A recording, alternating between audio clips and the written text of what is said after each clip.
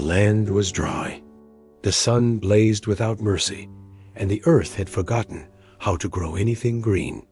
Days stretched on without rain, and hunger lived in every home dot in a small village called Zarephath. A widow bent down to gather a few dry sticks. Her hands trembled from hunger, and her heart ached for her son.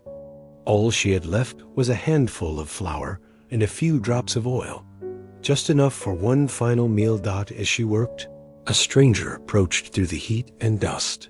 His name was Elijah, a prophet sent by God. He asked her for a drink of water, and then a piece of bread. The widow froze. Bread? She barely had enough for her child. Yet Elijah's voice was calm, almost certain. He told her, "Don't be afraid. Make some for me first. God promises your jar of flour and your jug of oil will not run out until the rains return." It sounded impossible, but something inside her, maybe faith, maybe hope, whispered, "Try." So she did.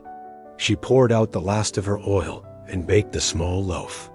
And when she turned back to the jar, there was still flour, enough for another loaf, and another. Day after day, the miracle continued. The jar never ran dry. The oil never failed. In a world of emptiness, one small act of faith brought life again.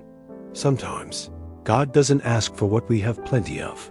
He asks for what we're afraid to let go of.